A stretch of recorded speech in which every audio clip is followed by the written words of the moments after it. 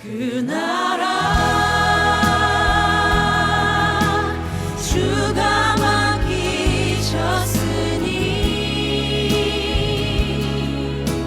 주 내게 말씀한 대로. 여러분 안녕하십니까? 오늘은 여러분들과 함께 선교 그리고 위기라는 제목으로 함께 말씀을 나누기를 원합니다.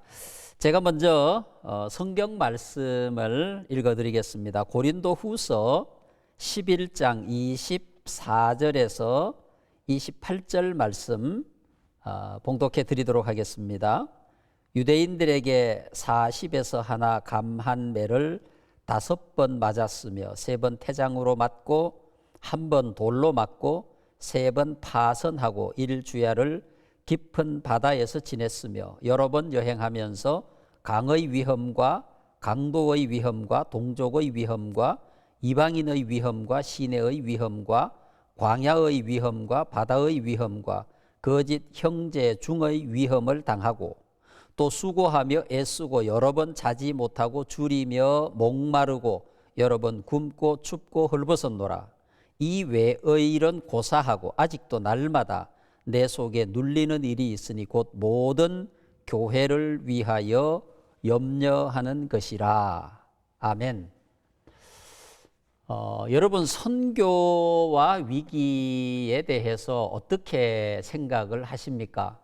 선교와 위기 어떤 관계가 있다고 생각을 하시는지요? 아니면 요즘 특별히 코로나19로 인하여 우리에게 더 큰 선교적 위기가 닥쳤다고 혹시 생각하고 계시지는 않습니까? 선교와 위기에 관해서 여러분들과 함께 잠시 고민을 해보겠습니다. 지금 여기서 여러분들에게 선교의 교리적이고 신학적인 의미를 말씀드리지는 않겠습니다. 저는 이렇게 생각합니다. 선교가 무엇이냐? 선교를 어떻게 설명할 것이냐라고 질문을 하신다면 간단하게 선교는 생명을 나누는 일이다. 선교는 생명이다. 선교는 생명으로 가는 길이다. 이렇게 말씀드리고 싶습니다. 죽음에서 생명으로 옮겨가는 것이 선교라는 거죠. 그럼 여러분 생각해 보시죠. 죽음에서 생명으로 옮겨가는 것이 선교라고 한다면 거기엔 당연히 긴장이 있고 위기가 있고 갈등이 있겠죠. 여러분들 우리가 육신의 질병을 만나서 질병을 치료하는 일을 진행함에 있어서도 엄청나게 큰 갈등이 있고 위기가 있습니다. 그렇다고 한다면 당연히 죽음에 있는 사람이 생명으로 옮겨가는 일에 갈등과 위기가 없다는 것은 말이 되지 않습니다. 그러니까 선교에 특별한 위기의 시기가 있다라기보다는 역사 이래로 선교의 현장에는 항상 위기가 있어 왔고 앞으로도 그럴 것이라고 생각을 합니다. 물론 경우에 따라서는 조금 더 긴장하는 위기가 있을 수 있고 그렇지 못한 위기의 시기가 있을 수도 있습니다. 요즘보다는 과거에 예수님 믿기가 더 힘들었죠. 결국 예수님을 믿는 것이 선교고 그 예수님 믿는 것을 통해서 한 사람의 생명이 죽음에서 생명으로 옮겨가는 거잖아요.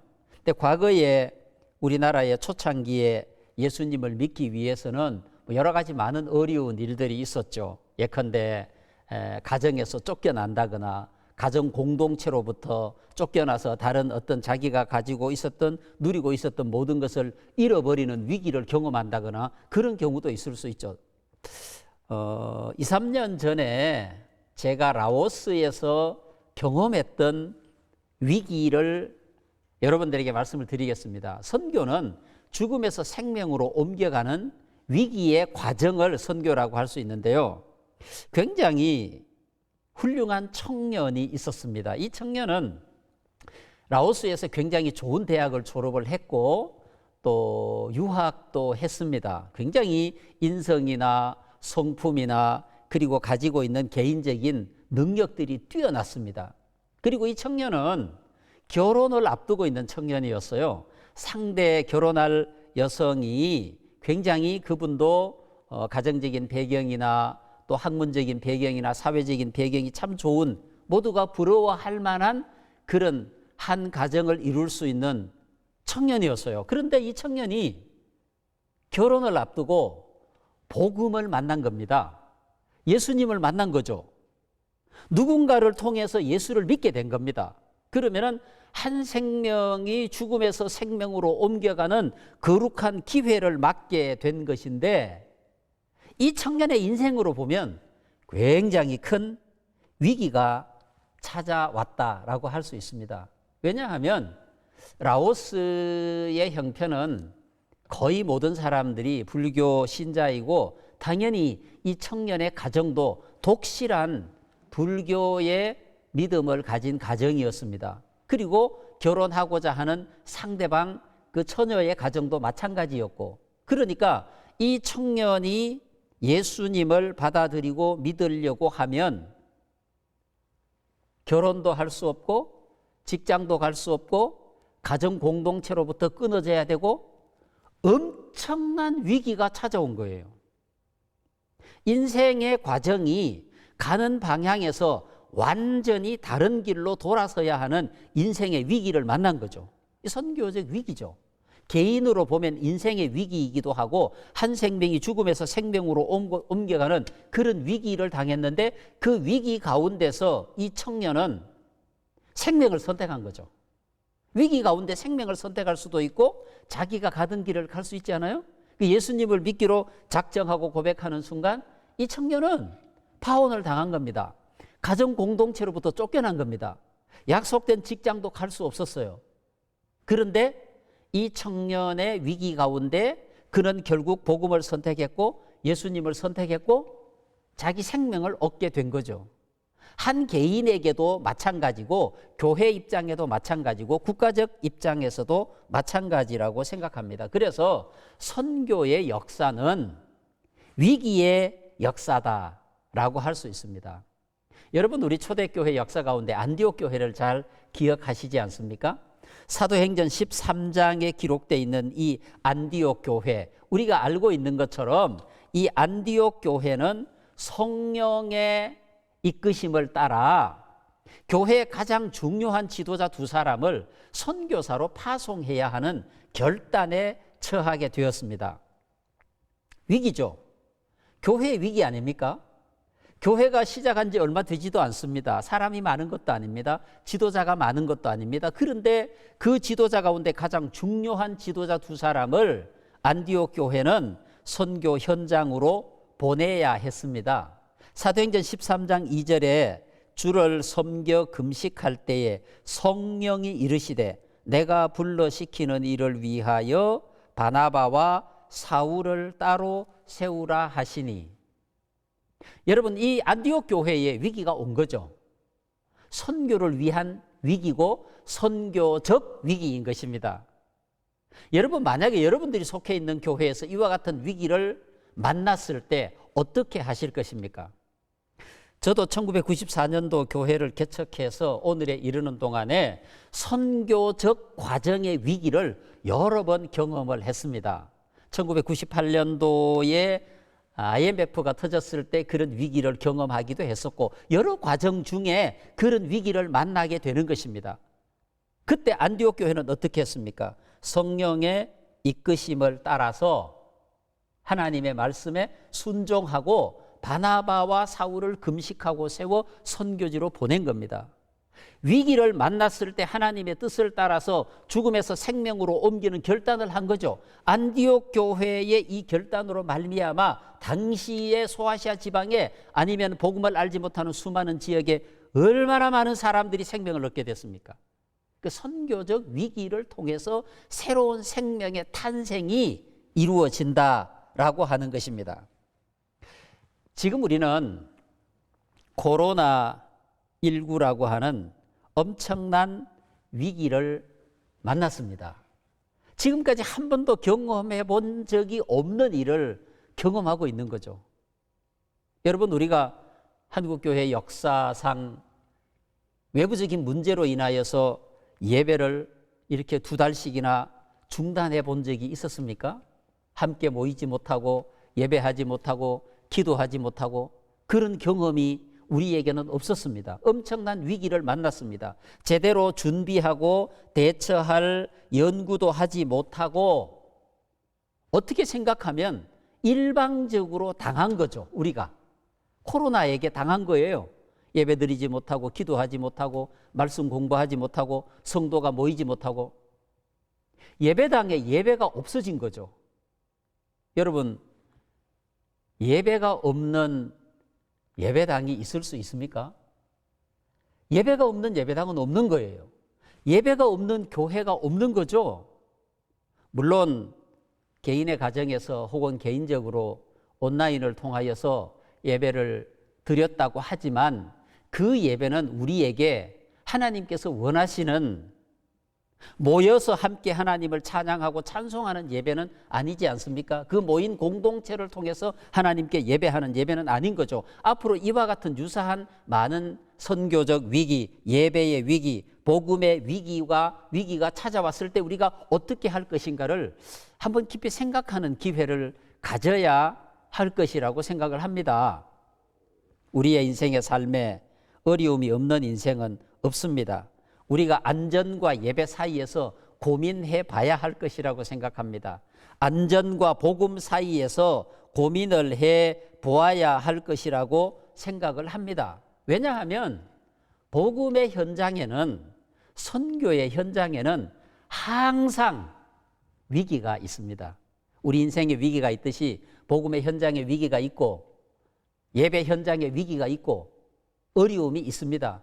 우리가 역사적으로 보면 예루살렘 교회로부터 시작해서 선교적 위기를 경험하지 않는 교회는 한 번도 없었습니다. 우리 한국교회 복음이 전해지고 수많은 사람들이 그 선교적 위기 가운데서도 목숨을 걸고 그 위기를 생명의 거룩한 기회로 삼았다는 것을 우리가 알고 있지 않습니까? 사랑하는 성도 여러분, 우리가 살아가면서 복음의 위기를 만났을 때 어떻게 해야 할까요?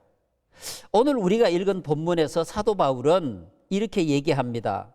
선교적 위기의 순간이 너무 많았죠. 40에 하나 가만매를 유대인들에게 5번 맞았고 3번 태장으로 맞고 돌로 맞고 파선하고 깊은 바다에서 지냈고 여러 번 여행하면서 강의 위험, 강도의 위험, 동족의 위험, 이방인의 위험, 시내 위험, 광야의 위험, 바다의 위험, 거짓 형제 중에 위험을 당하고 이런 숱한 선교적 위기 가운데서도 사도 바울이 그 위기를 개의치 않고 복음을 증거한 이유가 무엇일까요? 그것은 하나님께서 주신 사명 때문입니다. 죽음에서 생명으로 옮겨가는 거룩한 생명의 역사를 위해서 그랬던 것입니다. 생명이기 때문에 그런 것입니다. 우리가 선택하는 것은 죽음이 아니고 생명입니다. 사도 바울이 선택했던 것도 생명입니다. 그 생명으로 가기 위해서 맞았고 생명으로 가기 위해서 위험했고 생명으로 가기 위해서 고통과 절망을 경험한 거예요. 그것은 생명을 위한 위기인 겁니다.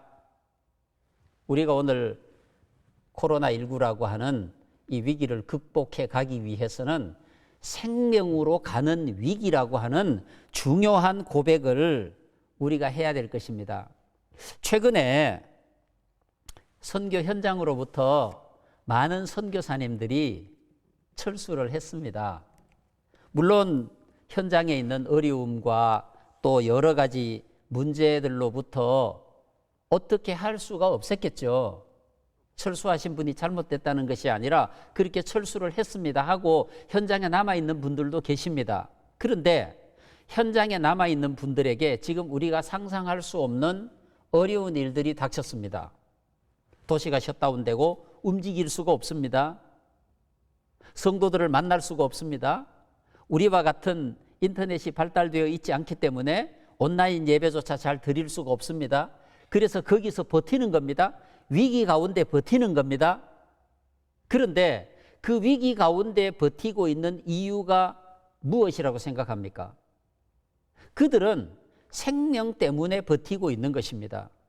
생명 때문에 그곳에서 살고 있는 겁니다. 그런데 어제 제가 전화를 받은 선교사님 한 분은 갑자기 아들이 폐에 기흉이라는 것이 생겨서 급하게 병원을 갔는데 한국으로 올 수 없으니까요. 모든 항공편이 끊어지고 병원에 갔는데 폐에 기흉이 생겨서 급작스럽게 수술을 해야 한다고 했습니다. 그런데 아프리카에 있는 병원이 우리처럼 좋은 시설에, 좋은 의료 체계에 그들이 치료를 받을 수 있는 게 아니지 않습니까?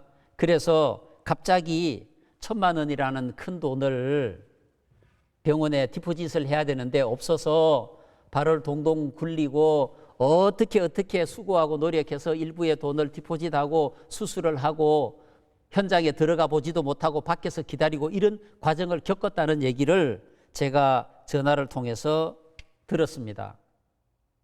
그러면은 사랑하는 성도 여러분, 선교사님들이 그분뿐이겠습니까? 네팔에 혹은 아시아에 혹은 아프리카에 혹은 브라질에 있는 그분들이 그 속에서 생명을 걸고 이 위기의 순간에 버티고 있는 이유가 무엇이라고 생각하십니까?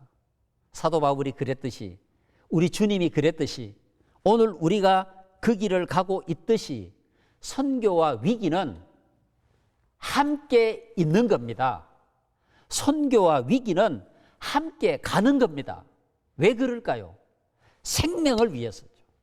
생명이 있기 때문에 그것을 통하여 생명을 만들어내고 생명을 창조하기 위해서 그런 거예요. 그 속에서 하나님이 역사하시는, 하나님이 베푸시는 은총을 기대하고 나아가는 것입니다. 선교적 위기라고 하는 것이 저는 특별히 따로 있다고 생각하지 않습니다. 선교적 위기는 항상 우리를 둘러싸고 있습니다. 지금 우리가 당하는 코로나19라고 하는 선교적 위기 더 크게 보이지만 이보다 더 큰 위기가 우리 앞에 닥쳐올 수도 있습니다. 우리가 생각하는 위기와 그리고 우리가 알지 못하는 세계 선교지에서 경험하고 있는 위기는 정말 너무너무 다르다고 할 수 있습니다.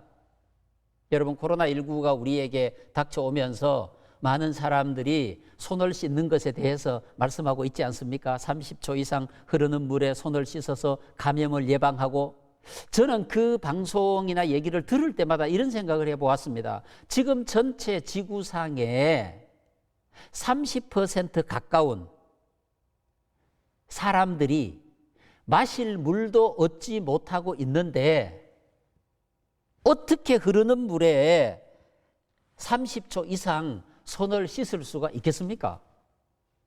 삶의 위기 가운데 있는 거죠. 평소에 삶의 위기 가운데 있지만 코로나19라고 하는 이 거대한 바이러스의 공격을 받으면서 그들은 더 큰 삶의 위기를 만났고, 이 더 큰 삶의 위기 가운데 그들과 함께 있는 선교사님들은 더 큰 선교적 위기 속에서 그들과 함께 하면서 새로운 생명을 창조하고 있는 겁니다. 우리 한국 교회에 하나님께서 주신 은혜가 너무너무 큽니다. 그 큰 은혜를 우리는 누리고 살아갑니다. 그 큰 은혜 속에 살아가고 있습니다. 그럼에도 불구하고 우리는 우리가 당한 위기가 가장 크다고 생각합니다. 그렇지 않습니다. 전 세계가 함께 코로나19라고 하는 위기를 당하고 있고 우리보다 더 큰 위기 가운데 처해 있는 우리의 선교지가 많이 있습니다. 오늘 사도 바울이 고백한 것처럼 맞고 위기를 당하고 위험을 당하고 어려움을 당한다 할지라도 그들과 함께하는, 선교적 위기를 함께하는 우리의 수고와 노력이 있을 때 선교의 거룩한 역사, 생명의 놀라운 창조가 일어나게 된다고 하는 것입니다. 철저한 준비와 과정을 통해서 하나님의 거룩한 역사를 이루어가는 선교가 되어야 하지 않겠습니까? 위기는 언제나 있습니다. 물리적인 위기가 있을 수 있고 개인적인 영적인 위기가 있을 수 있고, 그러나 그 위기는 하나님의 백성들에게 기회가 되는 것입니다. 하나님의 백성들에게 죽음에 있는 자들을 함께 만날 수 있는 거룩한 기회가 될 수 있는 것입니다. 위기를 통해서 생명을 창조하는 하나님의 은혜를 우리는 만들어 갈 수가 있는 것입니다. 하나님의 교회가 이 땅에 하나님의 거룩한 역사를 이루어가는 일에 있어서 최선의 노력을 감당해야 합니다. 예수님께서 우리에게 말씀해 주셨죠. 마태복음 5장 16절 말씀하셨습니다. 너희는 세상의 빛이요 소금이니 너희 착한 행실을 통하여 하나님께 영광을 돌리게 하라. 착한 행실을 통하여, 착한 행실이 무엇입니까? 세상과의 만남이죠. 우리가 선교라고 하는 것은 생명을 선포하는 일인데, 예수 그리스도를 선포하는 일인데, 하나님의 말씀을 선포하는 복음의 선포와 우리의 삶으로 세상에 다가가는 삶의 선포가 있습니다. 이 세상의 모든 사람들이 그리스도에게로 돌아오는 그날까지 끝없이 우리는 어떤 위기를 만나든지 하나님의 말씀을 선포해야 할 것이고, 어떤 위기를 만나든지 우리가 삶으로 세상에 나가서 하나님의 생명의 말씀을 선포해야 합니다. 하나님을 믿는 것이 이런 것이다. 예수 그리스도는 이런 것이다. 예수 그리스도를 만나면 이렇게 살아갈 수 있다라고 하는 것을 우리의 삶을 통하여 선포할 때 하나님께서는 우리의 선포를 통해서 하나님의 거룩한 생명의 역사를 이루어 간다고 하는 거죠. 사랑하는 성도 여러분, 너무 큰 위기가 우리 앞에 닥쳐오고 있습니다. 경제적인 위기, 또 전염병의 위기, 아니면 앞으로 우리가 상상할 수 없는 더 큰 위기들이 우리 앞에 많이 닥쳐오게 될 것입니다. 저는 이번에 코로나19를 통해서 참 많은 반성을 해보았습니다. 2달 동안 예배를 드리지 못하고 온라인 예배를 통해서 예배하면서 저는 그런 고민을 했습니다. 과연 이것이 맞는 일인가? 이 외에 다른 방법은 없는 것인가? 위기에 우리가 충분히 넉넉하게 대처하는 지혜를 찾아야 하지 않겠는가라고 하는 그런 생각들을 해보았습니다. 앞으로 우리가 코로나19가 완전히 종식될 때까지 또 더 심해져서 어떤 선택을 해야 할 상황이 오게 될지도 모르겠습니다. 그러나 사랑하는 성도 여러분, 선교와 위기는 함께 갑니다. 위기가 왔다고 해서 예배를 멈출 수 없듯이, 위기가 왔다고 해서 선교를 멈출 수 없듯이 하나님께서 기뻐하시는 거룩한 생명의 역사를 위해서 함께 나아가야 할 것입니다. 우리가 우리의 육신의 삶을 위해서 최선을 다해 노력하고 있는 것처럼 이 땅에 죽어가는 생명을 구원하는 일을 위해서도 우리가 최선을 다해야 할 것입니다. 선교는 우리가 있는 그곳이 바로 현장이고, 그곳에 있는 위기와 함께 그 속에 새로운 생명을 구원하는 거룩한 역사가 일어나게 되는 것입니다. 하나님의 거룩한 역사를 이루어가는 여러분의 삶에 하나님의 도우심이 있습니다. 우리가 홀로 있는 것이 아닙니다. 성령이 함께 하시고 하나님이 함께 하시는 것입니다. 하나님께서 함께 하시면 어떤 위기도 극복할 수 있습니다. 사도 바울이 자기 힘으로 극복한 게 아닙니다. 성령이 그를 도와주신 겁니다. 다니엘과 다니엘의 세 친구들이, 예수님께서 혹은 예수님의 제자들이 위기 가운데 그들이 거뜬히 이겨내고 승리한 것은 성령이 함께 계셔서, 하나님이 함께 계셔서 도와주셨기 때문입니다. 어떤 위기가 와도 하나님은 우리와 함께 하실 것을 믿습니다. 선교적 위기는 생명을 구원하는 전투의 현장입니다. 군인이 현장을 피해 도망갈 수 없지 않습니까? 여러분, 그 현장에서 생명을 구원하는 거룩한 역사가 있기를 축복합니다. 하나님의 거룩한 역사가 여러분들과 함께 하시기를 바랍니다. 기도드리겠습니다. 좋으신 하나님, 감사드립니다. 영광과 능력과 권세와 축복으로 우리를 인도해 주셔서 이 땅의 위기가 천국의 소망, 생명의 축제가 될 수 있도록 우리를 도와 주시옵소서. 예수님 거룩하신 이름으로 기도드리옵나이다. 아멘.